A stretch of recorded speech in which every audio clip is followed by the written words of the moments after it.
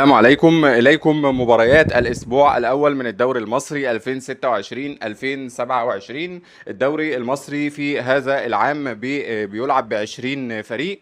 هيلعب الدور الأول، جميع الفرق هتقابل بعضها مواجهة، وفي الدور الثاني هيكون في 14 فريق بينافسوا على عدم الهبوط، وست فرق بتنافس على لقب الدوري عشان يهبط في الآخر 4 فرق من الدوري المصري زي الموسم اللي فات بالظبط. بالنسبة بقى للأسبوع الأول فهيكون فيه منافسات قوية جدا، وهيبتدي يوم الجمعة 21 أغسطس. طبعا الميعاد الساعة هيكون بتوقيت القاهرة. هنقول بتوقيت القاهرة فقط عشان بس الفيديو ما يطولش على الفاضي.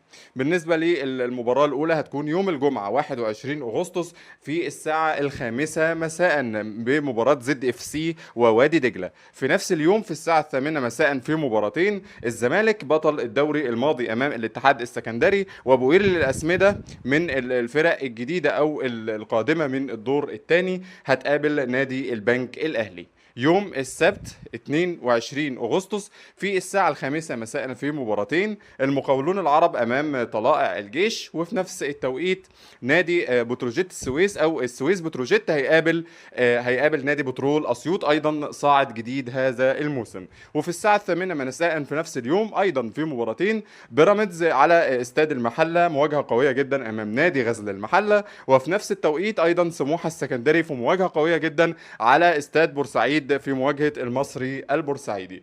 يوم الحد هتختتم مباريات الأسبوع الأول الساعة 5 مساء: فيوتشر اف سي أمام نادي الجونة، وفي الساعة 8 مساء مباراتين الاختتام: الأهلي في مواجهة ام بي الشرقية، ونادي القناة من الصاعدين الجدد في مواجهة سيراميكا كيلوباترا. ما تنساش لايك واشتراك عشان مواعيد المباريات واخبار الاهلي والزمالك تقابلك اول باول في الفيديوهات القصيرة.